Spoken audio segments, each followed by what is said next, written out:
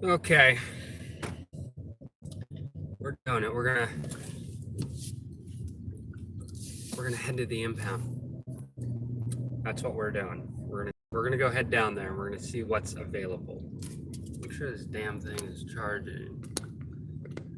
Yeah, so for this phone, for whatever reason, unless you use because I actually had to go out of my way to buy other chargers for it, because people lose chargers all the time, because I need a dedicated one for the car, I need a dedicated one for inside, but I mean, I have a couple of them, but for long story short, so the only,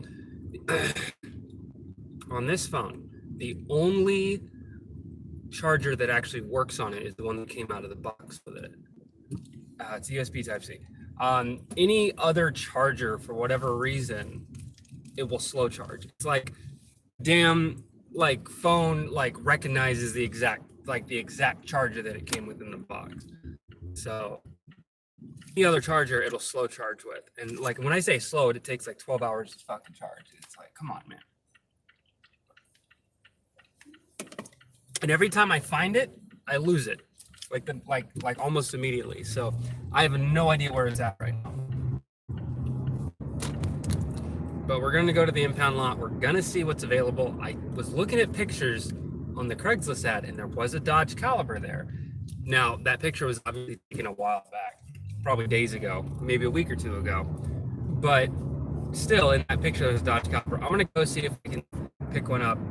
Depending on what the issues are with it, the options, etc., whatever, I'll go as high as 2,000, but I really can't go any more than that because I still have the insurance costs and all that stuff. So it's not like I'm rolling in the dough.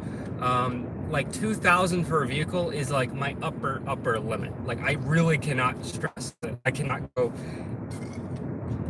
any higher than that. I really can't. Like if they're firm on 2,100, it's like I can't do it, man. It's like it let that extra $100 might, in the grand scheme of things, when you look at $2,000, an extra $100 is like, dude, who cares? It's just an extra $100. I mean, it matters when you break down the budget, because I gotta, like, if I buy that car, I gotta get it up and running like relatively quickly. So because I would buy the car and then like I don't have a whole lot of time too, because I got like a VA appointment. Like today is a horrible day to buy a car. It really is, because like you buy it, they want you to take it that day, and it's like, fuck, dude, like I'm not really gonna be able to do that. So I'd have to buy the car, I'd have to go get a moving permit for it, and then get everything registered for it in a short amount of time. And the DMV, it's like really bad. So, and the thing is, it's like, because of all this VA stuff, like in the first week of March, like I've got appointments like daily. So it's like, it's not easy. It's like really difficult to actually like coordinate to get things done. So the thing is, for a car, I can get the entire thing done in a single day. That's not a problem. But I don't know, man. It's just, it's a lot all at once. So I'm gonna go and take a look at what they have. I don't think I'm gonna buy anything today, because it's not like it's like a dealership where they like can work with the dealer, like with the DMV or anything. It's, you go there, they have the titles and everything, you buy the car, and that's it. I don't even know if they're smog certified or anything. It's another thing I got to look into, because I don't really want to buy a car unless the person selling me the car has a smog paperwork in. Which in Nevada, when it comes to buying and selling cars, the person selling the car has to be the one to provide the smog paperwork, not the buyer. It has to be the seller that provides it. But people just don't do it.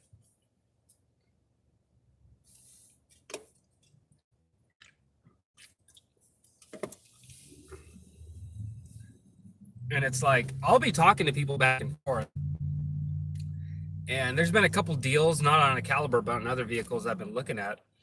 And, we'll kind of like talk a little bit. And I do want to go out there, but unless they have the smog paperwork in hand, it's pointless for me to go out there. And because a lot of these people are all over on the other side of town, it's a lot of driving back and forth, back and forth. So I'll ask them, hey, does it pass smog? It's like, oh yeah, it should have no problem passing smog. It's like, all right, well, if it shouldn't have a problem, can you get the smog paperwork so I can verify that it does pass smog? And then they won't.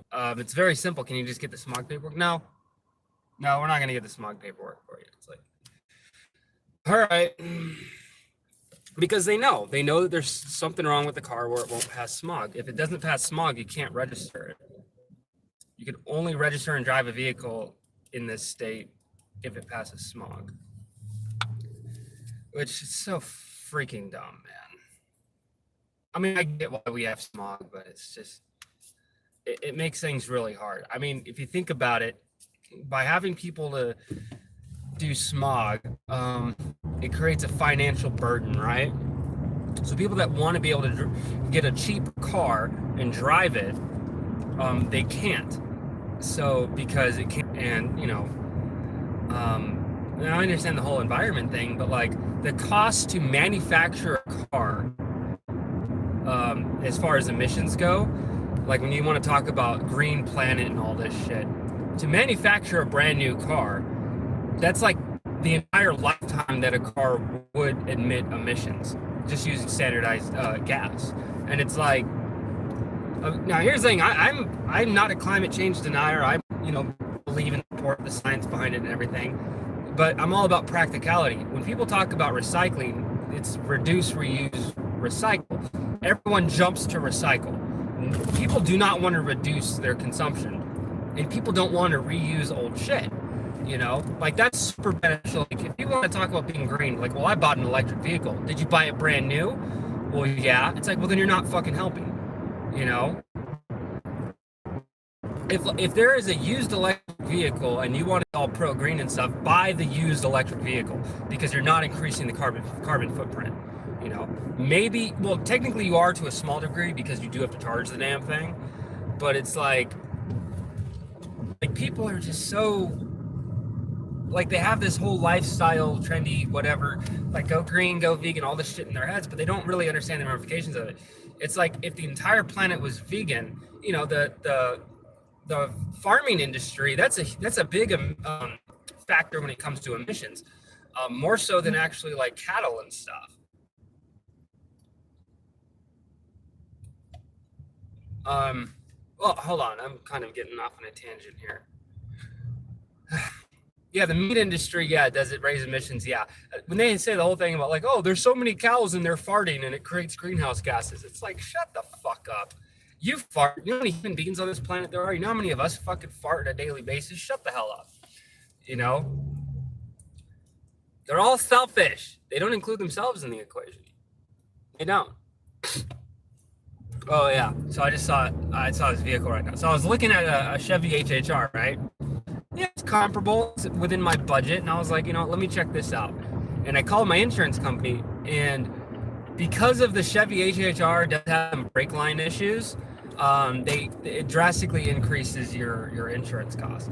So the reason why I chose a Dodge Caliber is because it fits in line with my budget, and even when it comes to the stuff I'm going to be paying recurrently, and we're talking about insurance here, the vehicle that you have insured affects your insurance premium. Because based upon how many recalls, how many accidents are in that vehicle, it's all part of the algorithm that determines your quote. So that's why, like, I kind of settled on a Dodge Caliber. Now, could I get a cheaper quote with like a Nissan Altima or Maximum or whatever, a Toyota Camry or Corolla? Well, of course. Like a lot of sedans and stuff do have, they're known for having lower premiums just because their build quality, this, that, and the other. And that is an option I am open to. I have just not seen any of those vehicles at my price point. I'm looking on Craigslist and stuff, and I'm seeing 1996 Toyota Camrys or Corollas or whatever for, with 230,000 miles, and they want $4,000 for it. It's like, but it's a Toyota. It's a Chinese car. Last you. These things, they're built with a level of finesse that's going to allow it to make the distance, as it were.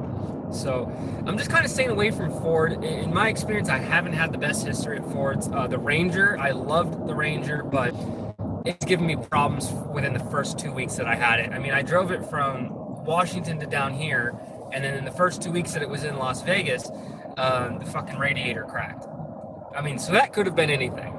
And then after the radiator, it was the thermostat housing, and then I had to take care of that, which the way that whole thing is set up, it's really difficult to get in there to take care of that. Like, I was working on that thing for a week before I got the thermostat housing. Like, sunrise, sundown, like I was out there working on it. It was rough.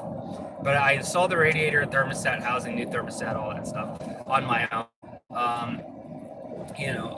So I did put a lot of work into the day. I was the one that took care of it. I took care of business and got it running again. But then, towards the latter half of its life, it needed a new starter. I gave it a new starter, and then it had issues turning over. So it's like, well, what's the problem now? It's like, I don't want to keep doing it. Like, I would have to turn it over multiple times to get it going. But I was still able to sell it for $20 to $50, even in its current condition. Why? Because it's a Ranger. Because it's designed, it's like the pinnacle of all work trucks in America is the Ford Ranger. And it was a damn good truck. It probably needed maybe about $1,000 to $1,500 worth of stuff put into it.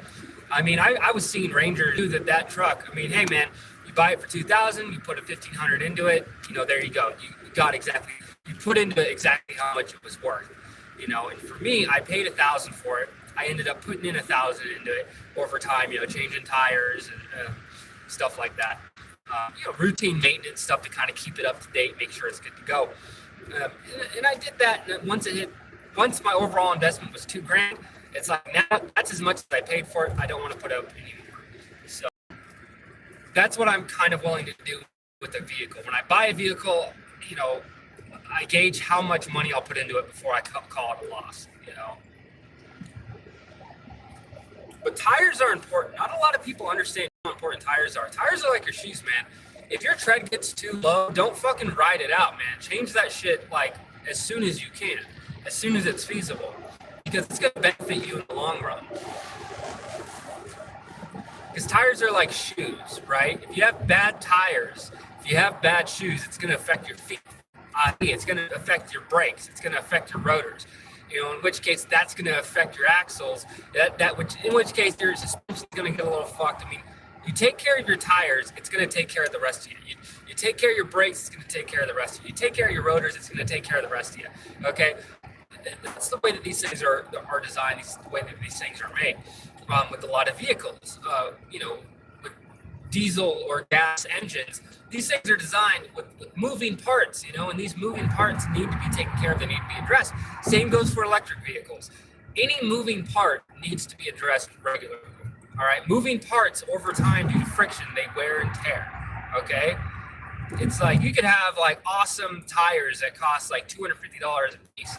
I guarantee you, they're not going to last any longer than tires that cost $100 a piece if you drive it the same. So that's why you got to take